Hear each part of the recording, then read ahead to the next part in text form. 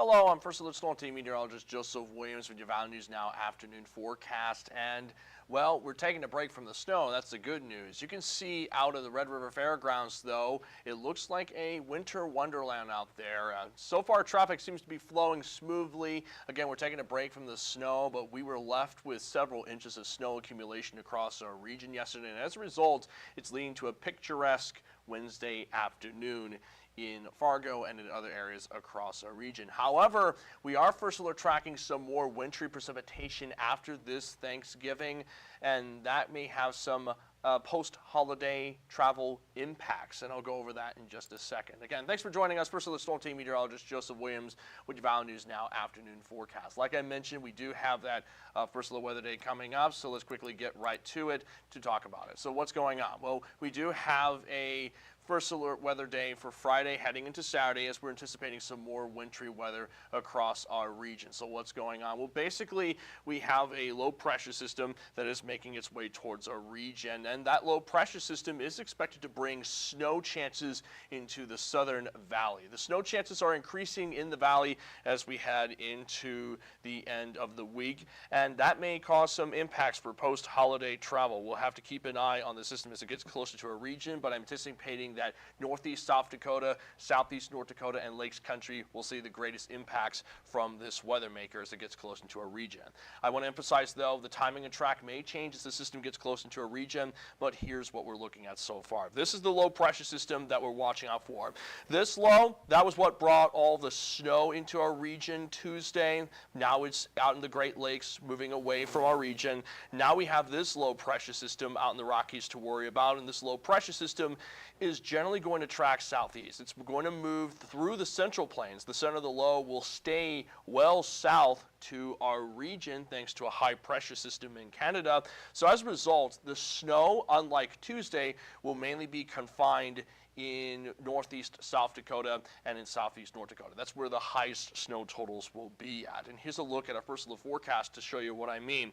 Again, high pressure will lead to a partly sunny sky for Thanksgiving Day. So the northern plains will be quiet for Thanksgiving Day. But notice that as we head into Friday morning, that low pressure system out west, it gets closer to the central plains and it's dumping snow in Montana for your Friday morning commute. That swath of snow continues moving east-southeast throughout the day so that by Friday evening it's impacting southeastern North Dakota and parts of the James River Valley. So you may see some snowflakes in Jamestown by around 6 to 7 o'clock. And then we'll see that snow continue to move southeast as we head into Friday night and early Saturday morning. So again, the snow will mainly be confined to areas south of I-94. So if you're traveling on I-29 down into South Dakota, it's something you'll have to consider. We will see some impacts down south. If you're, on the other hand, heading up north towards the Devils Lake Basin or in northwest Minnesota, you should be good. We're just looking at cloudy skies, maybe a few snow flurries and showers in Lake of the Woods County.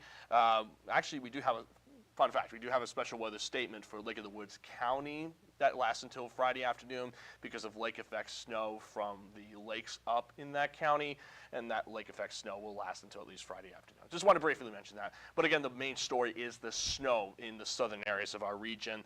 And luckily by late Saturday morning, the snow is out of our region, and we're just left with partly sunny skies for Sunday morning as that snow moves out of our region. How much snow are we anticipating? Well, it all depends on how far north the snow is able to get. The model that I showed you was the European model, and it basically wants the snow to stay in the southernmost parts of our region. Notice this light blue here. That represents at least 1 to 2 inches of snow accumulation impacting the James River Valley in northeast South Dakota. This model, the American model, wants a lot more snow moving up towards the northern valley, impacting a much larger swath of our region with those higher snow totals. So the American model is suggesting more snow than the European model on the left, but both models do suggest that, again, the southern areas will see the highest snow amounts, so we'll have to keep an eye on the snow totals as we get closer to this upcoming system. The point is, if you're traveling down south, you'll definitely want the VNN First Alert Weather app and give yourself some extra time on the roads to account for the snow accumulation. One other thing we're going to keep an eye on is the temperature. We'll be in the teens to 20s for Thursday afternoon.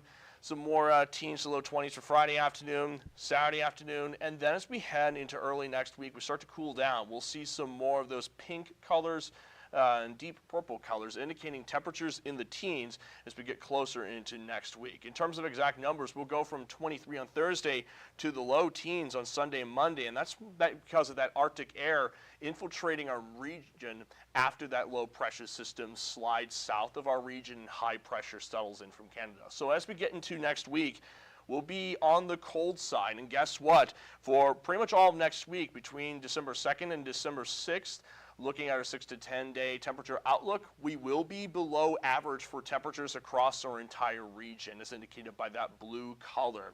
For context, our highs tend to be in the 20s and our lows tend to be in the low teens to upper single digits. So that means we're going to be very cold as we start early December, thanks to that Arctic air mass beginning to infiltrate our region for early December.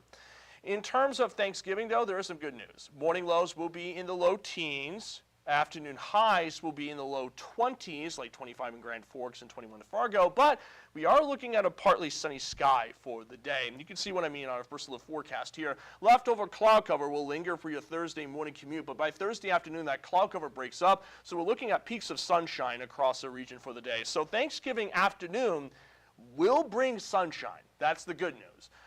It will be cold, though, and since we are expecting a northwesterly breeze, wind chills will be in the low teens at best and single digits at worst. So let's recap. Looking at a chilly Thanksgiving day with temperatures in the 20s and lows in the teens, but we are looking at a partly sunny day, too. Heading into Friday and Saturday, again, we have that first low weather day due to the wintry precipitation making its way into our region, bringing those impacts in the process. So keep the VNL First Alert Weather app on standby, especially if you're traveling south, because again, northeast South Dakota, southeast North Dakota, and Lakes Country are the areas that I think will see the most snow accumulation and therefore the most impacts from the snow. So again, the VNL First Alert Weather app will be your best friend during that time. And then next week, we're looking at highs in the low teens, lows on either side of zero. So the Arctic air is settling in as we head into early December. Now, I'll be back on for Valley News Live at 4, 5, 6, and 10. Jonathan Palmetier will be on at 5:30, 6:30, and 9. And I'll also be giving periodic updates on the VNL First Alert Weather app. So make sure to have the notifications turned on for for your Thanksgiving Day forecast and for the snow this upcoming weekend and the cold next week. In the meantime, I'm going to get off of here. Have a good Wednesday.